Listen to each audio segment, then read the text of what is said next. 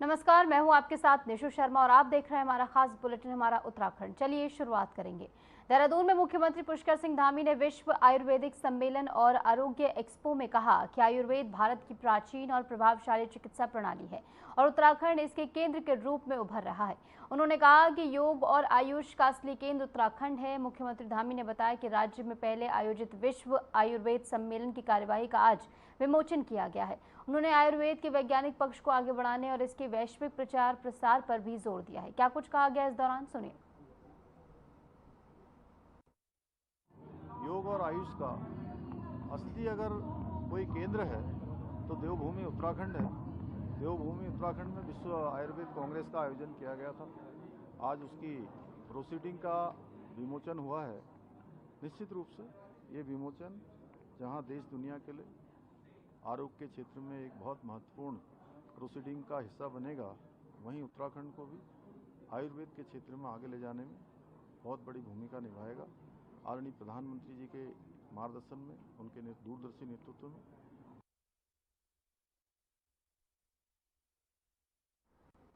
पूर्व गृह मंत्री राम सिंह सैनी मीडिया के सामने आए। उन्होंने कहा कि सैनी समाज को एकजुट करना उनकी प्राथमिकता है। उन्होंने आश्रम को लेकर हो रही बयानबाजी को दुर्भाग्यपूर्ण बताया है और युवाओं के भविष्य निर्माण पर जोर दिया है। 2009 से आश्रम के संरक्षक रहे सैनी अब स्वास्थ्य कारणों से जिम्मेदारी छोड़ना चाहते हैं। उन्होंने अपना इस्तीफा भी दे दिया है। उन्होंने समाज में एकता बनाए रखने की अपील भी की है।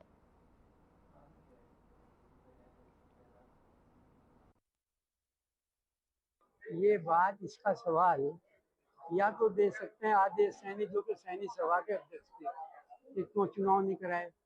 और ये नई समिति बनी है तो जो अनिल सैनी अध्यक्ष हैं वो डिटेल में आपको बता सकते हैं कि कैसे उन्होंने कार्रवाई करके कैसे कमेटी को रजिस्टर किया। मेरे द्वारा नहीं बनाए गए। ऐसा था कि सैनी, आप डिटेल में वो बताएंगे ना, प्रस्ताव हुए क्या हुआ, मैं मेरे पास नहीं ना। मैं तो सिर्फ उनको संरक्षक का मतलब, मैंने जैसे बताया ना, सैनिक सभा में भी मैं कोई पदाधिकारी नहीं रहा। मैं तो 2009 में वो भूमि मुक्त कराने का काम था, वो सैनी समाज को सौंप दी थी।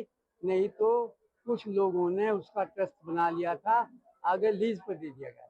मैं इसलिए अपने स्वास्थ्य के कारण, क्योंकि मैं दायित्व का निर्वहन नहीं कर पाता।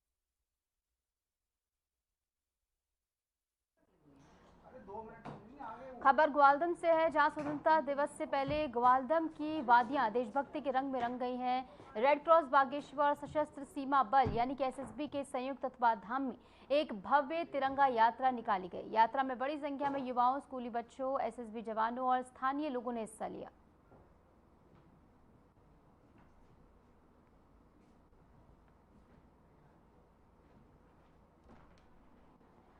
इस बीच उत्तराखंड के रुद्रप्रयाग से एक महत्वपूर्ण खबर सामने आई है। समुद्र तल से 12,074 फीट की ऊंचाई पर स्थित तृतीय केदार यानी कि तुंगनाथ मंदिर के संरक्षण और जीर्णोद्धार के लिए बड़ी तैयारी शुरू हो गई है। बता दें कि बद्रीनाथ केदारनाथ मंदिर समिति ने इस मंदिर के रखरखाव के लिए वैज्ञानिक संस्थाओं जैसे कि CSIR और CBIR के साथ मिलकर विस्तृत परियोजना रिपोर्ट तैयार की है। इसके तहत मंदिर की संरचना को बचाने और उसका विकास करने के लिए जरूरी कदम अब उठाए जाएंगे। ये कदम केवल धार्मिक महत्व को संरक्षित करेगा, बल्कि उत्तराखंड के पर्यटन और सांस्कृतिक धरोहर को भी मजबूती देगा। विशेषज्ञों की टीम लगातार इस परियोजना पर काम कर रही है और उम्मीद है कि जल्द ही तुंगनाथ मंदिर की रखरखाव की दिशा में ठोस परिणाम सामने आएंगे।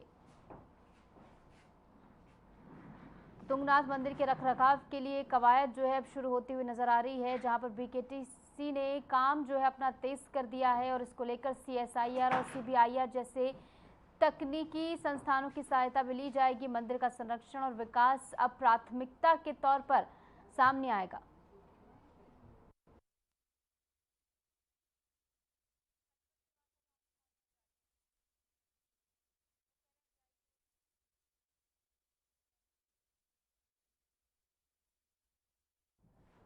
और इस बीच हमारे साथ आशीष डोभाल हमारे संवाददाता जुड़ गए हैं ज्यादा जानकारी के साथ। आशीष, विशेषज्ञों की टीम अब इस परियोजना पर काम करेगी। ऐसे में तुंगनाथ मंदिर संरक्षण के लिए क्या कुछ कार्य किए जाएंगे, क्या कुछ इसको लेकर ब्लूप्रिंट तैयार किया गया है, बताइए।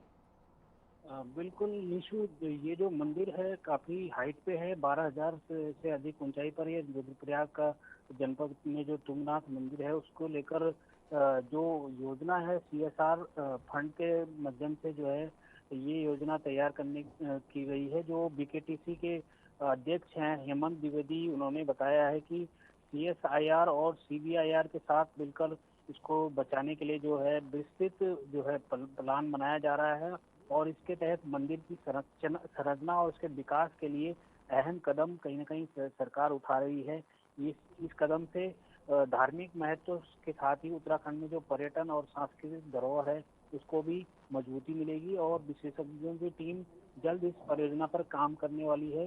उन्होंने आज ही ये जानकारी साझा की है। अब देखना होगा जो केंद्रीय संस्थान है, जो CBIR है चाहे CSIR है, वो किस तरीके से अपनी जो टीम है उसके माध्यम से उसकी समीक्षा करेंगे। ये मंदिर काफ़ी फेमस है उत्तराखंड में, तृतीय केदार के नाम से इस मंदिर को जाना जाता है।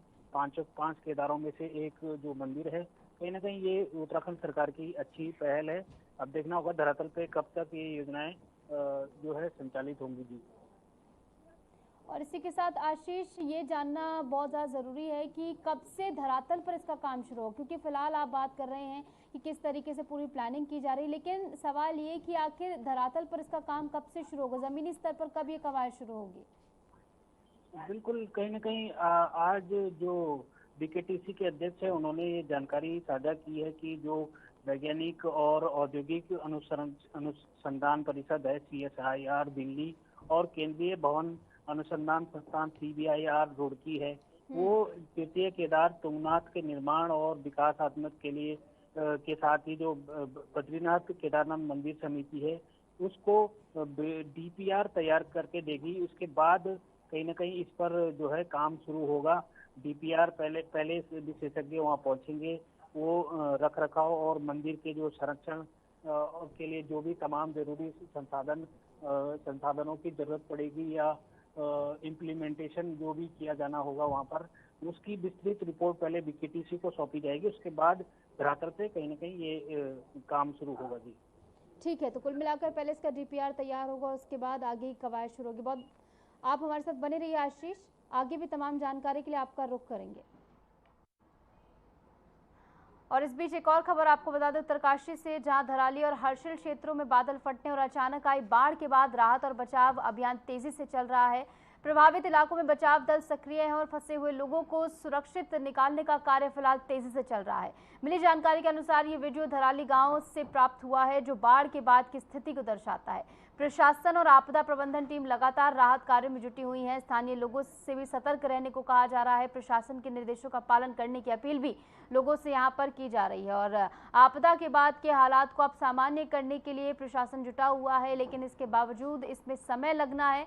तो ऐसे में प्रशासन जो है लोगों से सतर्क रहने को कह रहा है। अपील की जा रही है कि सुरक्षित स्थानों पर वो चले जाएं और पूरा सहयोग भी लोगों को यहाँ पर दिया जा रहा है। आशीष, हमारे संवाददाता लगातार बने हुए हैं। आशीष, आपदा के बाद के हालात जो हैं बेहद संवेदनशील है, लेकिन जानना चाहेंगे फिलहाल वहाँ पर क्या कुछ स्थिति बनी हुई है? बिल्कुल, फिलहाल जो उत्तरकाशी की बात करें, जो धराली क्षेत्र है वो आपदा से कहीं ना कहीं तहस नहस हो चुका है। गांव हो चाहे बाजार हो या आसपास कनेक्टिविटी की बात करें तो बड़े दर्दनाक हालात हैं और दुखनीय हालात हैं।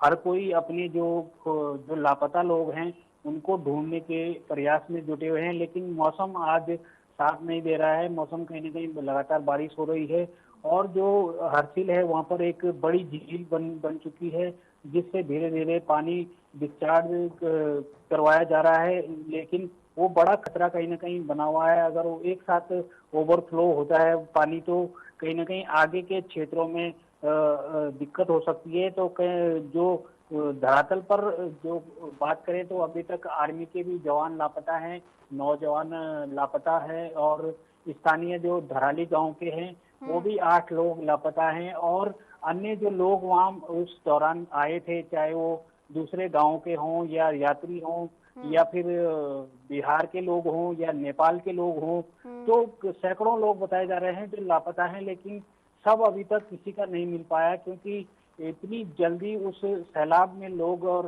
जो संरचनाएं थी वहाँ पर, जो भवन थे, जो होटल थे, होम स्टे थे, वो बहते हुए ताश के पत्तों की तरह ऐसे बिखरते हुए चले गए कि किसी को भी संभलने का समय नहीं मिल पाया। जो संभले हैं वो अभी जिंदा हैं। कई लोग वहां से दूसरी जगह जो है पैदल भाग गए, पहाड़ की तरफ दूसरी पहाड़ियों पे चले गए। तो धीरे धीरे कई लोग मिल भी रहे हैं, लेकिन कई ऐसे लापता हैं जिनका सर्च अभियान अभी भी जारी है। वहाँ 30 से 35 फीट मलबा बताया जा रहा है। इतना ज्यादा ऊपर से गाद और मिट्टी जो आई है, उसे साफ करने में अभी 10 से 15 दिन कहीं ना कहीं लगने वाले हैं। आशीष, और बताया ये भी जा रहा था कि कई सारे पुल टूटने से आवागमन भी प्रभावित हुआ था, तो फिलहाल उनको लेकर क्या कुछ हालात हैं, कहाँ तक काम पहुंचा पूरा? बिल्कुल, जो गंगनानी के पास लिमचीगढ़ एक पुल है, वो एक अहम पुल था जो कल आर्मी और जो बीआरओ है उसने मिलकर बड़ी दिन रात की मेहनत के बाद तैयार कर लिया था। उस पर आवागमन शुरू हो गया है, हल्के वाहन भी उस पर जाने शुरू हो गए हैं, जैसा सरकार की तरफ से बताया जा रहा है। लेकिन उसके बाद भी वहाँ पर जो गंगा नदी ने जगह जगह रोड को काटा है, तो गंगनानी से आगे भी कई जगह जो है रोड वॉश आउट है। तो कई जो नदी नाले हैं, गंगा के सहायक जो नदियां हैं, वो बरसाती नाले इतने उफान पर हैं कि कई जगह से रोड जो है वॉश आउट है। तो उसे बनाने में अभी भी समय लगेगा। धीरे धीरे उस रोड कनेक्टिविटी को तैयार किया जा रहा है सरकार द्वारा। बिजली की कनेक्टिविटी तैयार की जा रही है, और इसके साथ साथ जो मोबाइल की कनेक्टिविटी है वो भी वहाँ पर धीरे धीरे बहाल की जा रही है। और जो लोग अपने परिजनों को ढूंढ रहे हैं, जो लापता हैं, कहीं ना कहीं स्थानीय लोग बड़ा आरोप ये लगा रहे हैं कि उनकी नहीं सुनी जा रही है, सिर्फ यात्रियों को इधर उधर ढोया जा रहा है। तो सरकार अगर जो घराली गांव वासी हैं और जो आसपास के जो वहाँ पर काम करने गए थे, कोई होटल में काम करता था, कोई बगीचे में काम करता था, क्योंकि वहाँ बगीचे भी तबाह हुए हैं, सेब के बगीचे भी थे, मवेशी भी तबाह हुई है। जो वहाँ पे लोग बाहर से काम करने आए थे, वो कहीं ना कहीं कई लोग लापता हैं जिनकी नहीं सुनी जा रही है। आशीष, लोगों की राहत के लिए सरकार की ओर से क्या कुछ ऐलान अब तक किए गए हैं? क्योंकि बताया ये जा रहा है कि सरकार हर पहलू पर सहयोग करने को तैयार है और जो कुछ नुकसान हुआ है उसका आकलन भी किया जाएगा, उसके बाद मुआवजा भी दिया जाएगा। लेकिन इशू आपको साफ बता दूं कि धराली गांव एक संपन्न गांव था। वो सरकार के मुआवजे से उनको कोई फर्क नहीं पड़ता। वो कोई 5 लाख रुपए मिल भी जाएगा, जिनके करोड़ों के होटल वहाँ तबाह हो गए, जिनके वहाँ अगर 10-10 किसी के कर्मचारी भी होंगे, लाखों के जो सेब का बगीचा तबाह हो गया। जो मतलब संपन्न लोग थे, उनको कोई ऐसी जरूरत नहीं थी। लेकिन वो फिलहाल ये मांग कर रहे हैं कि उनके जो लापता लोग हैं उनको पहले तलाशा जाए। सहायता भी मिलनी चाहिए, लेकिन वो इतने लाचार नहीं है कि सरकार की भरोसे रहते। लेकिन अब वो लाचार हो चुके हैं। आपदा ने कहीं ना कहीं उनको ऐसे मोड़ पर खड़ा कर दिया है कि न तो वो अपनों को ढूंढ पा रहे हैं, क्योंकि बेबस है। सरकारी मशीनरी भी जितना कोशिश कर पा रही है, अभी तक भी कोई शव नहीं तलाश पाई है। एक ही शव मिला था जो अत्याधुनिक उपकरणों की मदद से जो है लगातार यहाँ पर तलाशी ली जा रही है, रेस्क्यू ऑपरेशन चल रहा है। बहुत बहुत शुक्रिया आशीष, जुड़े आप हमारे साथ और तमाम जानकारी आपने दर्शकों तक साझा की है। और इस बीच वक्त एक छोटे से ब्रेक का, ब्रेक के बाद फौरन हाजिर होते हैं।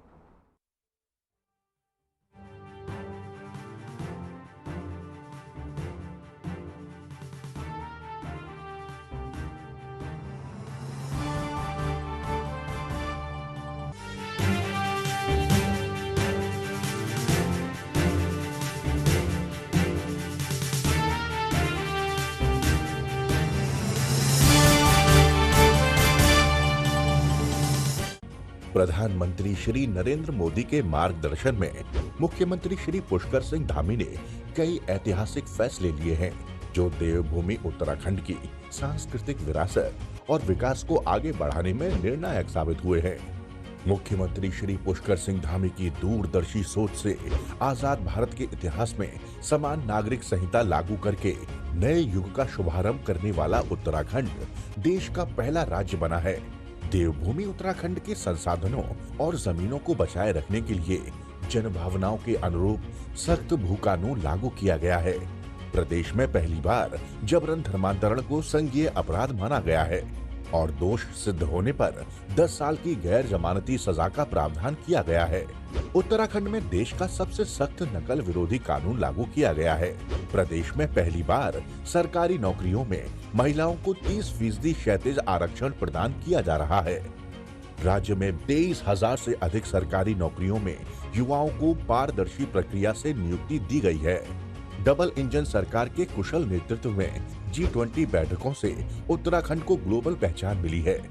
इन्वेस्टर्स समिट से प्रदेश में निवेश के नए द्वार खुले हैं।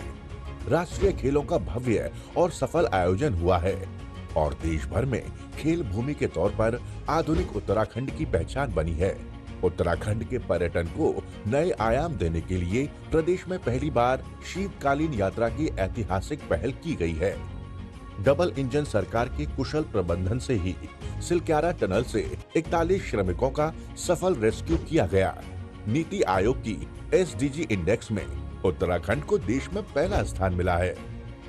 मजबूत संकल्प और कुशल नेतृत्व से बढ़ा है देवभूमि का मान, बनी है समृद्ध, सशक्त और आत्मनिर्भर उत्तराखंड की पहचान।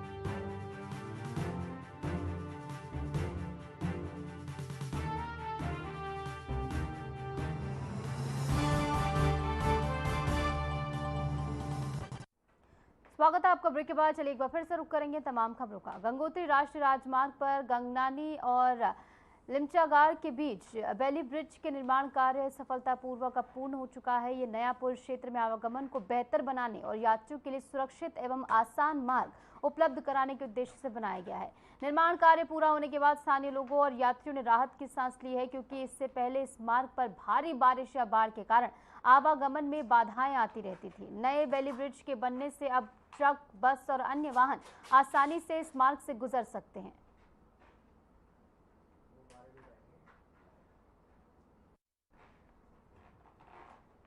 उत्तरकाशी के धराली में आपदा प्रभावित क्षेत्रों में बिजली आपूर्ति बहाल करने के लिए उत्तराखंड पावर कॉर्पोरेशन लिमिटेड यानी कि UPCL के कर्मचारी कठिन परिस्थितियों में दिन रात मेहनत कर रहे हैं। भारी बारिश और भूस्खलन के कारण कई इलाकों में विद्युत लाइनें क्षतिग्रस्त हो गई हैं, जिससे स्थानीय निवासियों को भारी परेशानियों का सामना करना पड़ रहा है।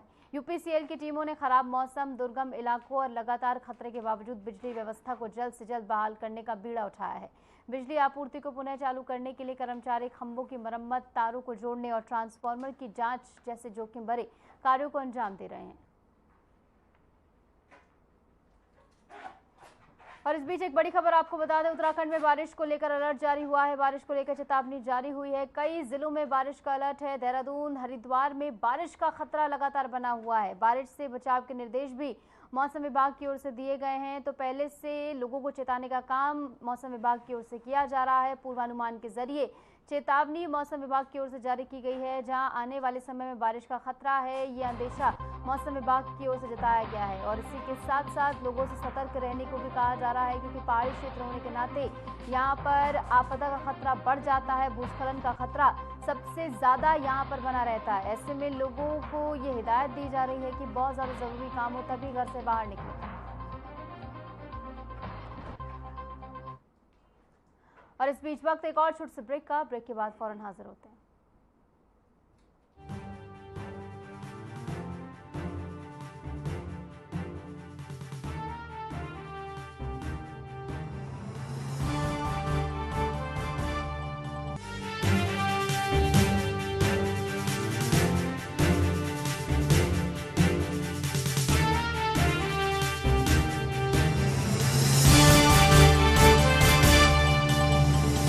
प्रधानमंत्री श्री नरेंद्र मोदी जी के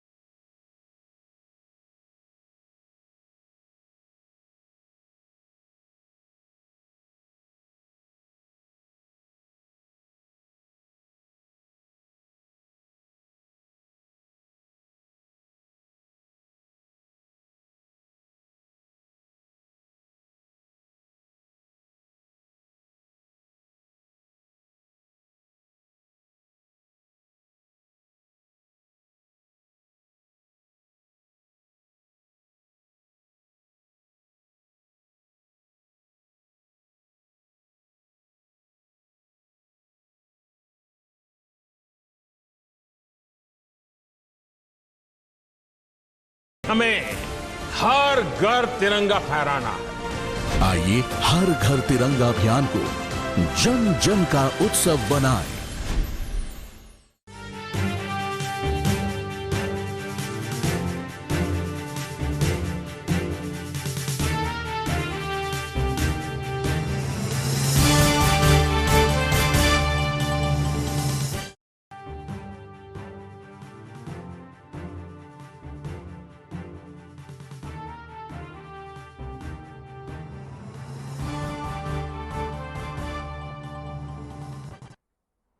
स्वागत है आपका। ब्रेक के बाद चलिए एक बार फिर से रुक करेंगे तमाम खबरों का। खबर देहरादून से है, जहां कई जिलों में आज भारी बारिश की चेतावनी जारी की गई है। मौसम विभाग ने देहरादून, बागेश्वर, टिहरी, पौड़ी, रुद्रप्रयाग, नैनीताल, उत्तरकाशी, उधम सिंह नगर और चंपावत में तेज बारिश का अलर्ट जारी किया है।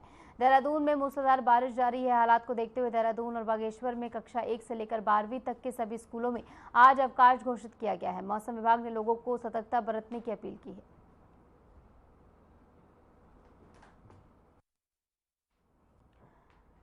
देहरादून में मूसलाधार बारिश के चलते नदी नालों ने रौद्र रूप धारण कर लिया है। टपकेश्वर क्षेत्र में बहने वाली तमसा नदी उफान पर आ गई है, जिससे आसपास के इलाकों में बाढ़ जैसी स्थिति बन गई है। प्रशासन ने नदियों के आसपास रहने वाले लोगों से सावधानी बरतने और सुरक्षित स्थानों पर रहने की अपील की है।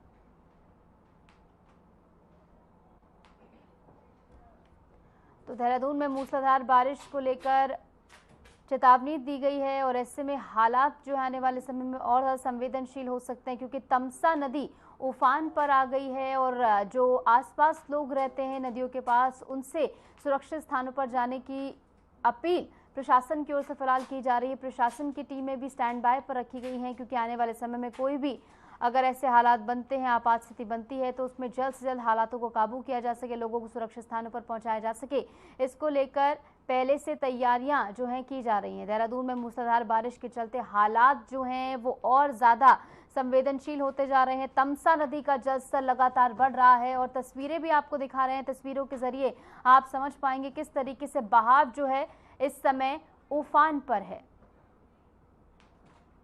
और फिलहाल के लिए हमारे इस खास बुलेटिन में इतना ही। नमस्कार।